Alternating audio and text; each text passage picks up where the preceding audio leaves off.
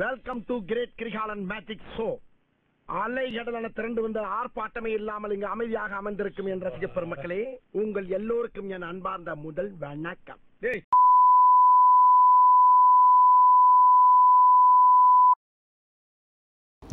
அனைவருக்கும் வணக்கம். ரொம்ப நாள் கழித்து வீடியோ எடுக்கிறதுக்கு உட்காடுறேன். ஸோ கொஞ்சம் இதெல்லாம் like I am trying to getting warm to things like this. ரொம்ப நாள் ஆச்சு ஆக்சுவலாக இது பண்ணி. இந்த வீடியோவே ஆக்சுவலாக நான் தனியாக பண்ணுறதா இல்லை. இந்த வீடியோ ஆக்சுவலாக பார்த்தீங்கன்னா கிரேவன் உங்கள் எல்லாருக்குமே தெரியும், அவர் கூட கொலாபரேட் பண்ணலாம் தான் இருந்தேன் இந்த வீடியோவுக்கு. பட் சேட்லி இந்த வீடியோ என்னால் அவர் கூட பண்ண முடியல. ஏன்னா ஒன்றும் இல்லை, அவர்கிட்ட கொடுத்தோன்னு வைங்க, அவர் ஒரு வாரம் மேலே ஆக்கி விட்டுருவார் எடிட் பண்ணுறேன்னு சொல்லிட்டு. நம்ம எப்படின்னா ஒரு 4 நாளில் முடிச்சிடணும் அப்படின்னு பார்த்துட்டு இப்போ ரெக்கார்ட் பண்ணுற டேட் ஆக்சுவலாக பார்த்தீங்கன்னா 13 October. So by this time இந்த STR49 அப்படின்ற படம், அந்த அரசன் படத்தோடைய ப்ரோமோவை நான் பார்க்கல. ஸோ அதை பார்த்துட்டு முடிஞ்சால் அதுக்கு ஒரு ஷார்ட்ஸ் போடுறேன். இப்போது ஆக்சுவலாக we are gonna talk about Vada Chennai. And Vada Chennai அப்படின்ற பட்சத்தில் இந்த வீடியோ ஒரு ட்ரிபியூட்டரியாக இருக்கும் அந்த படத்துக்கு. லைக் அந்த படத்தை எதனால் அந்த படம் இவ்வளோ வெல் ரிகார்டடாக இருக்குது அப்படின்றது தான். எல்லாருக்குமே they have their own reasons. This is my explanation for why Vada Chennai is so special amongst all other Tamil cinemas gangster films. Before we get in to the topic, நான் ஆக்சுவலாக ஏன் இத்தனை நாளாக வீடியோ போடல அப்படின்றத எக்ஸ்பிளைன் பண்ணணும்னு நினைக்கிறேன். கொஞ்சம் காலேஜ் ஸ்டஃப்பில் கொஞ்சம் பிஸியாக இருந்தேன். அதை தாண்டி பார்த்திங்கன்னா ஆக்சுவலாக ஒரு வீடியோ எடுத்து வச்சுருந்தேன். யாரை பற்றி அப்படின்னா வெற்றிமாறன் சாரை பற்றி, அவருடைய ஃபில்மோகிராஃபியை டிஸ்கஸ் பண்ணுற மாதிரி. வெற்றிமாறன் சார் படங்கள் மாதிரி அந்த வீடியோவும் ரொம்ப லென்த்தாக போய் அந்த ஃபுட்டேஜ் ஃபோனில் ஸ்டோரேஜ் சஃபிஷியண்ட்டாக எல்லாம் போய் கட்டாயி ரெக்கார்ட் ஆகி it was a nightmare to withstand. So அதனால் அந்த வீடியோ டோட்டலாக ஸ்க்ராப் பண்ணிவிட்டு it was so painful for me too. ஏன்னா அது ரொம்ப ஆசைப்பட்டு பண்ண ஆரம்பித்த விஷயம். இப்போ பார்த்தீங்கன்னா ஒரு மாதமாக இதை பண்ணாததால் இந்த மைக்கோட ஹோல்டர் கூட எங்கே இருக்குன்னு எனக்கு தெரில. ஸோ அந்தளவுக்கு தான் ஒரு பரிதாபப்பட்ட நிலைமையில் நான் இருக்கேன். ஸோ இந்த பரிதாபப்பட்ட நிலைமையில் இருக்க ஒருத்தனுக்கு இந்த லைக்கு, ஷேரு, சப்ஸ்கிரைப்லாம் பண்ணி கொஞ்சம் ஹெல்ப் பண்ணி விட்டிங்கன்னா it will be very beneficial for me. So let's get back into the content. First சாப்டரில் நம்ம எதை பற்றி டிஸ்கஸ் பண்ண போகிறோம் அப்படின்னா Vetrimaaran English literature and his allusions. அதாவது வெற்றிமாறன் அவர்கள் நம்ம எல்லாருக்குமே தெரியும், அவர் லயோலா காலேஜில் இங்கிலீஷ் லிட்ரேச்சர் பர்சியூ பண்ணார் அப்படின்ட்டு.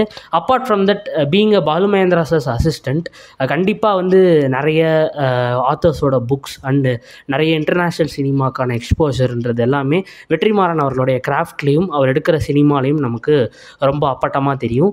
அந்த வகையில் பார்க்கும்போது Vadachennai one of the most literary heavy ஒர்க்குன்னு சொல்லுவேன் நான் வெற்றிமாறன் கெரியர். ஏன்னா கிட்டத்தட்ட அவர் எடுத்த எல்லா படங்கள்லையுமே விசாரணைக்கும் வடச்சென்னைக்கும் ஒரு தனிப்பட்ட குவாலிட்டி ஒன்று இருக்குது. என்னென்னா 2 படங்களுமே ரொம்ப புக்கோடைய ஸ்ட்ரக்சரை ரொம்ப ரெப்ரசன்ட் பண்ணுற மாதிரி தான் இருக்கும். அதை தாண்டி அவர் எடுத்த விடுதலை மாதிரி படங்கள்லாம் ஸ்ட்ரைட்டாகவே புக் அடாப்ஷன்றதால நான் இந்த இடத்துல அதை பற்றி டிஸ்கஸ் பண்ண போகிறதில்ல. பெராஸ் நீங்கள் இந்த 2 படங்களில் விசாரணையுமே ஒரு வகையில் புக் அடாப்ஷன் தான் அப்படின்னாலும் வடச்சென்னை ஒரு புக் அடாப்ஷன் கிடையாது. வடச்சென்னை 2005-2007 இந்த காலகட்டம் தான் நினைக்கிறேன், நாட் ராங். அந்த டைமில் வெற்றிமாறன் அவர்கள் நார்த் மெட்ராஸை சுற்றி ரிசர்ச் ஒர்க்குக்காக அவரோட ஃபஸ்ட்டு படமாகவே பண்ண வேண்டியது வடச்சென்னை தான் அப்படின்றது நம்ம எல்லாருக்குமே நல்லா தெரியும். பட் அது சேட்லி நடக்காமல் போய் ஒரு 11 இயர்ஸ் வெயிட் பண்ணி தான் தனுஷ் கூட கொலாபரேட் பண்ணார். இன்னொன்று ஒரு சின்ன ட்ரிவியா, இதுவுமே நிறைய பேருக்கு தெரிஞ்சிருக்கிறதுக்கு வாய்ப்பு இருக்குது. ஆக்சுவலாக வடச்சென்னை பண்ண வேண்டிய ஆக்டர் STR தான். So finally the life is coming full சர்க்கிள்ன்ற மாதிரி தலைமை இப்போது அரசனில் கமிட் ஆகிருக்காரு. So let's hope the film releases by next year. ஏன்னா நான் கொஞ்சம் எக்ஸ்பெக்டேஷனோடு இருக்கேன். ஆனால் வெற்றிமாறன் அப்படின்னா அதுக்குன்னு நமக்கு தெரியும் சில லிமிடேஷன்ஸ் இருக்கும். அவர் கண்டிப்பாக படத்தை கொடுத்த டைமில் முடிக்க போகிறதில்ல, இழுத்துட்டே தான் போகிறார். அண்ட் STRக்குமே இந்த ஷூட்டிங்கெல்லாம் ஒழுங்காக வந்துட்டாருன்னா it will be very nice to see how this combination unfold. Coming back to the point, இந்த இங்கிலீஷ் லிட்ரேச்சர் அல்யூஷன்ஸ்ன்ற பட்சத்தில் என் கண்ணுக்கு மாட்டின சில விஷயங்கள் அப்படின்னு பார்க்கும்போது இந்த ரோமன் ட்ராஜடியை வெற்றிமாறன் வடச்சென்னையில் கையாண்ட விதம் ரொம்ப ரொம்ப அட்டகாசமாக இருக்கும். நீங்கள் பார்த்தீங்கன்னா எல்லாருக்குமே தெரியும், இது பை திஸ் பாயிண்ட் நீங்கள் எல்லாருமே ஒரு 1000 சொச்சம் டீகோடிங் வீடியோஸில் இதை பார்த்துருப்பீங்க. பட் நானும் சொல்கிறேன், நீங்கள் கேட்டு தான் ஆகணும், வேறு வழி இல்லை. என்னென்னா ஜூலியஸ் சீசர் அப்படின்றவர் ரோமை ஆட்சி செய்த ஒரு நபர். இந்த கேஆஸில் when they couldn't understand a person, they gave the power to him. Dark Knight படத்தில் ஒரு கோட் வரும், man that they appointed to protect the republic was named Caesar and he never gave up his power. அது சீசரை வச்சு தான் அந்த heroine character சொல்லும்.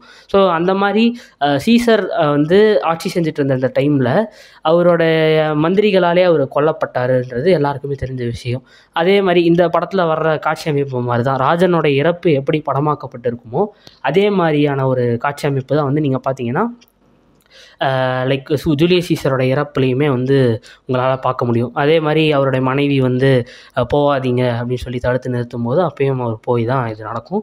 சோகனா இது தக்லீஃப் படத்துலையுமே நம்ம பார்க்க முடியும் இந்த ஒரு விஷயத்த.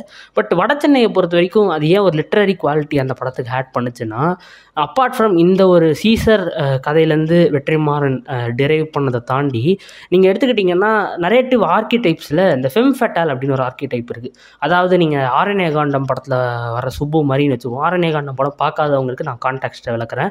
சுப்புன்ற கேரக்டர் வந்து ரொம்ப செடக்டிவாக அவளை சார்ந்திருக்கிற ஆண் கதாபாத்திரங்களை ஏமாற்றி அவங்ககிட்ட ஒரு மாதிரி விக்டிமாக ப்ளே பண்ணி கடைசியில் அட்வான்டேஜ் எடுத்துக்கிற ஒரு கேரக்டராக ரொம்ப சூப்பராக இருக்கும் அந்த கேரக்டர். தியாகராஜன் குமார் தான் அட்டகாசமாக வடிவமைச்சிருப்பார். அந்த கதாபாத்திரத்தோட ஒரு நீஷியாக கூட நீங்கள் சந்திரா கேரக்டரை பார்க்கலாம் வட சென்னையில். இன்ஃபேக்ட் இந்த லிட்ரரின்னு சொல்லும்போது பொன்னியின் செல்வனில் வர நந்தினியோடையும் உங்களால் நிறைய பேரால் இதை ஈக்குவேட் பண்ணிக்க முடியும். இந்த மாதிரி லிட்ரேச்சருன்றப்போ என் மைண்டுக்கு வர முதல் வார்த்தை இந்த மித்தாலஜி, லைக் ராமாயணமோ மகாபாரதம்லையோ இந்த மாதிரி மேனிப்புலேட்டிவான ஒரு ஃபோர்ஸ் வந்து இருக்க தான் செய்யும். அட் எண்ட் இது வெற்றிமாறன் வந்து ஒரு பெரியாரிஸ்ட் தான், அதெல்லாம் வந்து இல்லைன்னு சொல்ல முடியாது நம்மளால். But at the end of the day ஒரு ரைட்டர்னு வரும்போது மித்தாலஜியை வெற்றிமாறன் ஹேண்டில் பண்ணுற விதம் எனக்கு எப்பயுமே ரொம்ப பிடிக்கும். இன்ஃபேக்ட் அவர் இதை வந்து இதெல்லாம் பார்த்து இன்ஸ்பயர் ஆகி தான் எழுதியிருப்பாருன்னு நான் சொல்ல வரல. But by even if he does so அவர் உருவாக்கின அந்த ஒரு வேர்ல்டு, அந்த மித்தாலஜி வந்து எனக்கு பர்சனலாக இந்த மாதிரி நிறைய லிட்ரரி ஒர்க்ஸை ஞாபகப்படுத்துச்சு.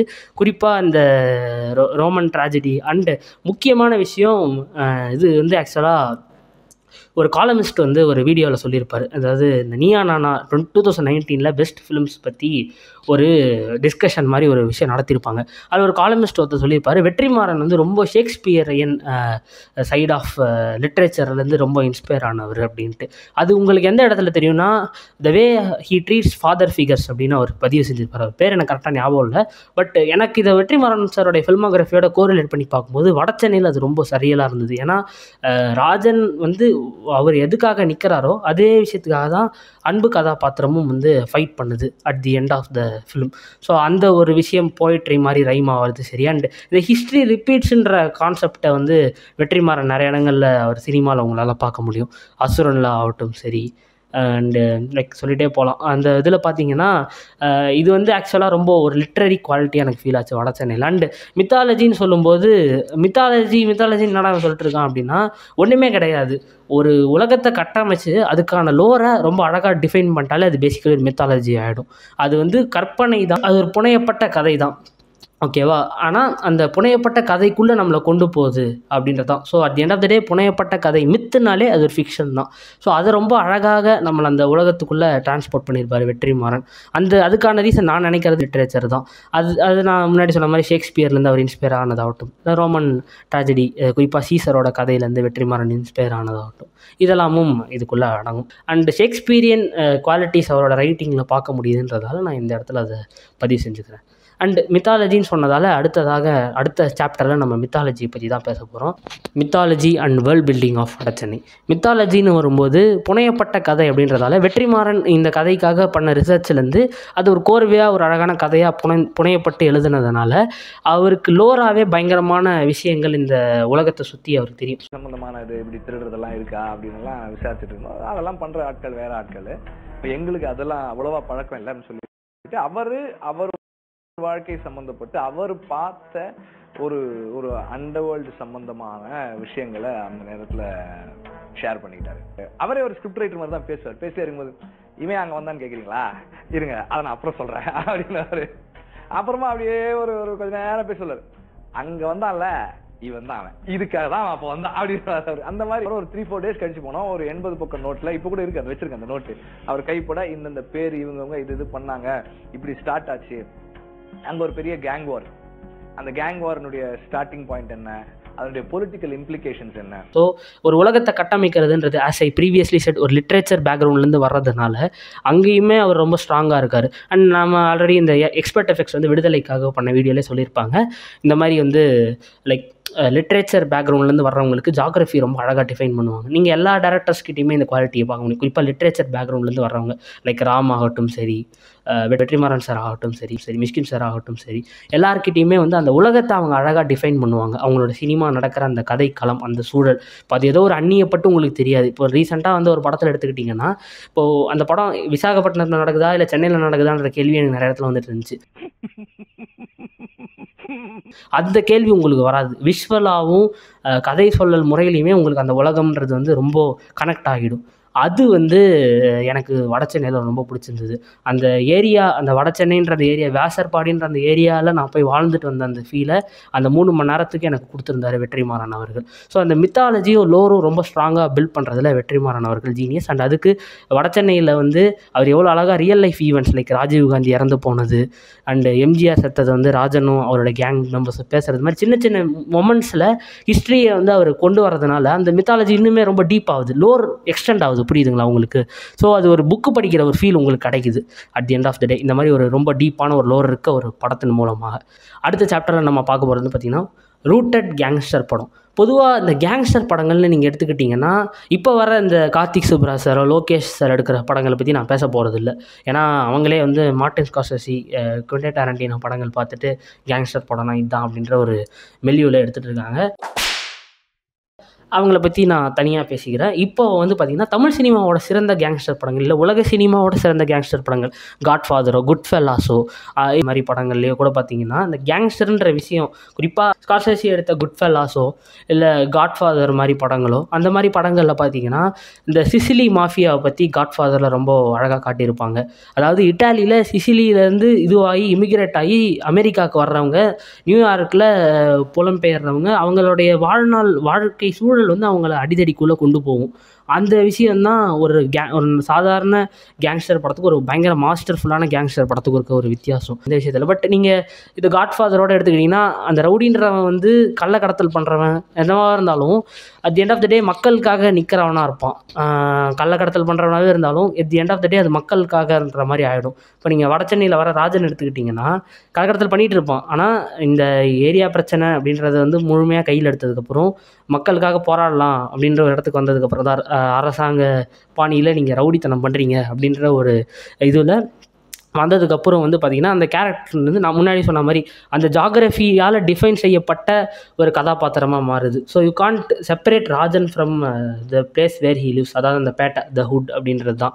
ஸோ அது வந்து ஒரு சாதாரண கேங்ஸ்டர் படத்துக்கு ரூட்டடான கேங்ஸ்டர் படத்துக்கு ஒரு வித்தியாசமாக நீங்கள் எடுத்துக்கலாம்.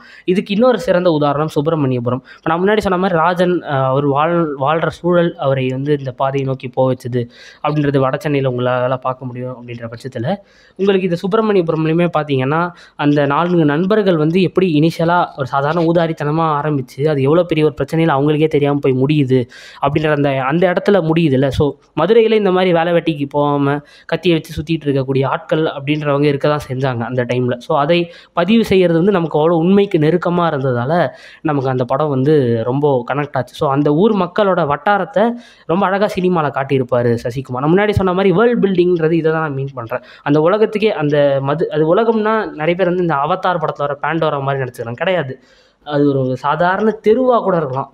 அந்த தெருவில் வந்து இவ்வளோ விஷயம் இருக்குது அப்படின்ற அந்த ஆடியன்ஸ். இப்போ ஒரு எக்ஸாம்பிளுக்கு நான் முன்னே சொன்ன மாதிரி வடசென்னையில் நிறைய சீனில் நீங்கள் ஃப்ரீஸ் பண்ணி பார்த்தீங்கன்னா பின்னாடி இருக்க அந்த டைமில் இருந்த எலெக்ஷனில் ஜெயிச்ச ஆளுங்க அவங்களுடைய இதுவெலாம் போட்டிருப்பாங்க. அது அந்தளவுக்கு மெட்டிகுலஸாக டீட்டெயிலிங் கொடுத்து ஒரு உலகத்தை கட்டமைக்கிறதுனால தான் நமக்கே தெரியாமல் அந்த உலகத்துக்குள்ளே நம்ம போயிடுறோம். சப்கான்ஷியஸ் மைண்டோட விளையாடுறதுன்னு சொல்லுவாங்கள்ல, அதுதான் வந்து பேசிக்கலி இதுவும். ஸோ ரூட்டட் கேங்ஸ்டர் படம் அப்படின்ற இடத்துலையுமே வடசென்னை வந்து வேற ஒரு தளத்தில் பார்க்கப்படுது நிறைய பேரால். அடுத்தது 4வது chapter, what defines an Epic. இப்போது வடசென்னையை சொல்லும்போது நிறைய பேர் கேங்ஸ்டர் பண்ணணும். ஆனால் நான் அந்த படத்தை ஈவன் வெற்றிமாறன் சார் அந்த படத்தை ஒரு இன்டர்வியூவில் என்ன சொல்லியிருப்பாருன்னா இட்ஸ் அன் எபிக் அப்படின்னு இருப்பார். எபிக்னா நான் முன்னாடி சொன்ன மாதிரி மித்தாலஜியை பற்றி பேசுனதே திருப்பி நான் அந்த இடத்துல சொல்கிறேன். இப்போ தான் நான் அந்த மித்தாலஜின்ற வார்த்தையை பயன்படுத்தும் போது நிறைய பேர் வந்து அந்த வார்த்தையை மெயின் ஸ்ட்ரீமில் யூஸ் பண்ண மாட்டாங்க. ஏன் அப்படின்னா பொதுவாக இந்த மித்துன்ற விஷயமே வந்து உங்களால் எபிக்ஸ் கூட தான் ரிலேட் பண்ணிக்க முடியும். ஸோ அந்த வகையில் வந்து பார்த்திங்கன்னா வடசென்னையுமே உங்களால் அந்த இதுவோட ரிலேட் பண்ணிக்க முடியும். அந்த உலகத்துக்கான லைக் அந்த காலநிலை, அந்த சூழ்நிலையை பற்றி நான் போனாட்டி பேசுன மாதிரி அதோடைய காலநிலை நீங்கள் எடுத்துக்கிட்டிங்கன்னா அந்த கதை வந்து ஒரு 1 டே நடக்கிற கதை இல்லை 2 days நடக்கிற கதை கிடையாது. இது வந்து கிட்டத்தட்ட ஒரு 20 வருஷத்துக்கு மேலே நடக்கிற கதை. ஸோ அந்த கதையோடைய ஸ்கேல் வந்து apart from the budget and everything, even the time scale of the film dictates what it is. So mythology நம்ம பில்ட் பண்ணுறப்போ அப்படி வர்ற பட்சத்தில் ஒரு எப்பிக்காக நீங்கள் அதை என்விஷன் பண்ணுற டைமில் அந்த கதை சொல்லல் முறையும் அதுக்கு கை கோர்த்து நின்றுச்சுன்னா வடச்சென்னை மாதிரி ஒரு அட்டகாசமான படம் வந்து உங்களுக்கு கிடைக்கும். ஸோ வடச்சென்னையை நீங்கள் என்ன ஜானரில் நீங்கள் இது பண்ணாலும், ஒரு கேங்ஸ்டர் படமாக நீங்கள் பார்க்குறீங்களா, ஒரு அரசியல் படமாக நீங்கள் பார்த்தீங்கன்னா கூட it will work for you. But நான் அந்த படத்தை ஒரு எப்பிக்காக பார்க்குறேன். பல காலகட்டங்களை தாண்டி நடக்கக்கூடிய ஒரு கதை அப்படின்றதுமே அதை ரொம்ப அந்த கட்டத்துக்கு கொண்டு போய் நிறுத்துச்சுன்னு சொல்லலாம். அண்ட் கடைசியாக லாஸ்ட் சாப்டர்னு நினைக்கிறேன், இல்லை இதுக்கப்புறம் எப்பிலாக் ஒன்று இருக்குது, கடைசி chapter, scope of a universe. அதாவது நிறைய பேர் வந்து எனக்குமே இந்த விஷயம் அனௌன்ஸ் ஆகும்போது கொஞ்சம் பக்குன்னு தான் இருந்தது. வடச்சென்னை 2 தாண்டி இந்த யூனிவர்ஸில் ஒரு சில படங்கள் நம்ம பார்க்க போகிறோம். As I mention previously, STR படமும் அது வருமா, அது என்னன்றது இன்றைக்கி வரும் காலங்களில். இப்போ ப்ரோமோ லான்ச் நல்லபடியாக நடந்து முடியட்டும். படம் என்ன ஒரு இதில் வருது, என்ன டைமில் வருதுன்றதெல்லாம் பின்னாடி பார்த்துப்போம். பட் ஸோ அதான் அந்த மாதிரி உலகத்தை கட்டமைக்கிறதுன்றது வெற்றிமாறனுக்கு வந்து ஒரு பெரிய சேலஞ்ச். லைக் அவர் இதை வந்து கண்டினியூஸாக பண்ணிக்கிட்டு இருக்காரு. ஸோ அதனால் அது ஒரு பெரிய இது கிடையாது. பட் ஒரு சினிமேட்டிக் யூனிவர்ஸ்னு ஒரு விஷயம் இருக்குல்ல, இப்போ மார்வல் சினிமேட்டிக் யூனிவர்ஸ் இல்லை டிசியோ நம்ம சொல்கிறோம், அந்த மாதிரி ஒரு விஷயத்தை வெற்றிமாறன் எப்படி ஹேண்டில் பண்ண போகிறாருன்றது ரொம்ப க்யூரியஸாக இருக்குது எனக்கு. ஏன்னா அதுதான் அவருடைய எதிர்காலத்தை ப்ராஜெக்ட் நிறைய சொல்லிட்டு வராது. ஸோ அப்படி இருக்கிற பட்சத்தில் நிறைய பேர் இன்க்ளூடிங் மீ கொஞ்சம் ஹெசிடண்ட்டாக தான் இருந்தோம் இனிஷியலாக. லைக் இந்த வடச்சென்னைன்றது ஒரு யூனிவர்ஸ் ஆகணுமா அப்படின்ற ஒரு ஐடியாவில். பட் இப்போ எனக்கு யோசிச்சு பார்த்தா வடச்சென்னை மாதிரி ஒரு படத்துக்கு தான் அந்த யூனிவர்ஸ் ஆகிற கேப்பபிலிட்டி இருக்குது. ஏன்னா ஒரு சினிமேட்டிக் யூனிவர்ஸ்ன்றது நம்ம நினைக்கிற மாதிரி லைக் அந்த கேரக்டர்ஸோட பவர் டைனாமிக்ஸ்னால் மட்டுமே பில்ட் ஆனது கிடையாது. அந்த கேரக்டர்ஸோட எல்லா விஷயங்களுமே, லைக் அந்த கேரக்டர்ஸோட நம்ம எமோஷ்னலாக எந்த லெவலில் கனெக்ட் ஆகிருக்கும், அந்த உலகம் நமக்கு எவ்வளோ தூரம் பரிச்சயமானதுன்றது தான் எனக்கு தெரிஞ்சு நான் ஒரு சினிமேட்டிக் யூனிவர்ஸை வந்து லைக் அதில் பார்க்கணுன்னு ஆசைப்படுற ஒரு விஷயம். ஸோ அதனால் வடச்சென்னை வந்து ஒரு சினிமேட்டிக் யூனிவர்ஸ் ஆகிறதுன்றது it was destined in a way. But எனக்கு என்ன ஒரு மாதிரி க்யூரியஸாக இருக்குன்னா, வெற்றிமாறன் மாதிரி ஒரு ரொம்ப எதையுமே டேக்கன் ஃபார் கிராண்டடாக பண்ணாத ஃபில்ம் மேக்கர் இதை எப்படி ஹேண்டில் பண்ண போகிறாரு அப்படின்றதுல ஒரு க்யூரியாசிட்டி இருக்குது. ஸோ பார்ப்போம். அண்டு இந்த வீடியோவோட கடைசி செக்மெண்ட்டான இந்த எப்பிலாகில் நீங்கள் பார்த்தீங்கன்னா எதை பற்றி டிஸ்கஸ் பண்ண போகிறோம் அப்படின்னா, வடச்சென்னை 2 அண்ட் மோர் அப்படின்ற இந்த டாப்பிக்கில் தான். வடச்சென்னை 2 வந்து ஏன் எல்லாருக்குமே ரொம்ப ஆன்டிசிபேட்டடாக இருக்குன்றது எல்லாருக்குமே தெரியும். ஆக்சுவலாக இதுக்கு மேலே நான் அந்த ஸ்டேட்டிங் த ஆப்வியஸ் அப்படின்றத பண்ண வேணான்னு இருக்கேன். ஸோ அப்படின்ற பட்சத்தில் இந்த வடச்சென்னை 2ல் வந்து என்ன நடக்கணும் அப்படின்றது என்னோட ஒரு இதுவாக இருக்குது. லைக் நான் இது நடந்தால் like it will be good நான் நினைக்கிறேன்னா, வடச்சென்னை 1ல் வந்து நீங்கள் பார்த்தீங்கன்னா பெரும்பாலான நேரம் அன்பு கேரக்டர் வந்து ஒரு பேசிவ் ப்ரொட்டாகனிஸ்டாக தான் இருப்பார். அதாவது அவரோட சாய்ஸஸ் வந்து ஸ்டோரியை டிக்டேட் பண்ணாமல் ஸ்டோரியோட சாய்ஸஸ்க்கு ஏற்ற மாதிரி நகர்ற ஒரு கதாபாத்திரமாக தான் அன்பு கதாபாத்திரத்தை வெற்றிமாறன் சித்தரிச்சிருப்பார். இது தவறான்னு கேட்டிங்கன்னா கிடையாது. ஏன்னா மெயின் ஸ்ட்ரீம் சினிமாவில் நம்ம பார்க்குற எல்லா ப்ரொட்டாகனிஸ்ட் கேரக்டர்ஸுமே ஆக்டிவ் ப்ரொட்டாகனிஸ்ட் தான். அவங்களுடைய சாய்ஸஸ் தான் கதையை டிக்டேட் பண்ணுற மாதிரியான விஷயங்களாக இருக்கும். இப்போ நீங்கள் மாஸ்டர் படத்தில் இன்டர்வலில் விஜய் சார் வந்து நான் வரேன் அப்படின்னும்போது அவர் அந்த கேரக்டர் டிசைட் பண்ணுது, ஓகே நம்ம செகண்ட் ஹாஃபில் வில்லனை வந்து இது பண்ணுறோம் அப்படின்ட்டு. இப்போ டாக்டர் படத்தில் நீங்கள் எடுத்துக்கிட்டிங்கன்னா என்ன நடந்தாலும் சரி, இன்ஃபேக்ட் டாக்டர் படம் ஒரு சிறந்த எக்ஸாம்பிள் ஒரு ஆக்டிவ் ப்ரொட்டாகனிஸ்ட் எழுதுறதுக்கு. ஸோ அது தாண்டி ரீசெண்டாக அந்த டிராகன் மேன் நம்ம பார்க்குற 99% மெயின் ஸ்ட்ரீம் படங்களில் ப்ரொட்டாகனிஸ்ட் ஒரு ஆக்டிவான கேரக்டர் தான். ஸோ அன்பு ஆனால் பாசிவாக இருக்கிறாரு. பட் அந்த கேரக்டர் நிறைய பேர் கூட கனெக்ட் ஆகுதுன்றதே எனக்கு ரொம்ப சர்ப்ரைசிங்காக இருக்குது. ஸோ எனக்கு அது ரொம்ப பிடிச்ச விஷயம் வெற்றிமாறன் சார். ஏன்னா நான் மெயின் ஸ்ட்ரீமில் இப்போ ஒரு ஷேக்ஸ்பீரியன் ட்ராஜடியை வந்து ஒருத்தர் அதுலேருந்து ரைட்டிங்கில் இப்போ ஒரு எக்ஸாம்பிளுக்கு நீங்கள் ஹேம்லெட் படிச்சிருந்தீங்கனாலோ இல்லைனா வந்து கிங் லியர் இந்த மாதிரி ஷேக்ஸ்பியரியன் நாவல்ஸ் வந்து கோத்ரூ பண்ணியிருந்தீங்கன்னா அந்த ராஜன் கேரக்டரோட ஆர்க் வந்து அதே சமயம் அந்த அன்பு கேரக்டரோட ஆர்க்கும் அந்த மிமிக் ஆகிறது அப்படியே உங்களுக்கு ஹேம்லெட்டை ஞாபகப்படுத்தாமல் இருக்காது. ஹேம்லெட் என்னப்பா அது பயங்கரமாக புடுத்துற நீ அப்படின்னு கேட்டிங்கன்னா, லயன் கிங் படம் கண்டிப்பாக எல்லாருமே பார்த்துருப்பீங்க, அதுதான் ஹேம்லெட். ஓகேவா? ஸோ அதுதான் வந்து அந்த மாதிரி லைக் மெயின் ஸ்ட்ரீமில் நான் பார்க்காத சில விஷயங்களை எனக்கு சினிமாவில் சாத்தியம்னு காட்டின ஒரு இயக்குனர் வெற்றிமாறன். ஸோ எனக்கு அது ஒரு மாதிரி க்யூரியஸாக இருக்குது வடச்சென்னையில். ஏன்னா வடச்சென்னை படம் முடிகிற டைம்லேயே அன்பு வந்து ஒரு ஆக்டிவ் ப்ரொட்டாகனிஸ்ட் ஆயிடுறாரு. ஸோ அதை எப்படி வெற்றிமாறன் ஹேண்டில் பண்ண போகிறார்? ஏன்னா அவர் ஆல்ரெடி இது அசுரனில் பண்ணியிருப்பார். ஸோ அது ஒரு மாதிரி கொஞ்சம் க்யூரியஸாக இருக்குது. அண்ட் ஆப்வியஸ்லி எஸ்டிஆர் படம்ன்ற பட்சத்தில் எஸ்டிஆருக்குன்னு ஒரு ஒர்க்கிங் ஸ்டைல் இருக்குது, வெற்றி சாருக்கு ஒரு ஒர்க்கிங் ஸ்டைல் இருக்குது. So how well this two go together. இது பார்த்தாது அனிருத் சார் மியூசிக்னு வேறு சொல்கிறாங்க. எனக்கு அடிவேலாம் கலங்குது. ஸோ அதுவுமே கொஞ்சம் பயத்தை கொடுக்கக்கூடிய ஒரு விஷயம் தான். So that's about the Vada Chennai. More than a decoding, it's about Vetrimaaran sir's film language and why Vada Chennai special for me அப்படின்றது தான். இதில் படத்தோடைய ஸ்டோரி, கேரக்டர்ஸை பற்றி டிஸ்கஸ் பண்ண தாண்டி எக்ஸ்டர்னல் ஃபேக்டர்ஸை பற்றி தான் நான் மோஸ்ட்லி டிஸ்கஸ் பண்ணியிருப்பேன். இந்த வீடியோ உங்களுக்கு பிடிச்சிருந்ததுன்னா லைக் பண்ணுங்கள், ஷேர் பண்ணுங்கள், அண்ட் முக்கியமாக சேனலுக்கு சப்ஸ்கிரைப் பண்ணுங்கள். நம்ம இன்ஸ்டாகிராம் பேஜோட லிங்க் கீழே டிஸ்கிரிப்ஷனில் இருக்கும், அதையும் மறக்காமல் செக் பண்ணுங்கள். புதுசு புதுசாக ரீல்ஸ் போடலாம் அப்படின்னு ஒரு ஐடியாவில் இருக்கேன். பார்ப்போம் நடக்குதான்ட்டு.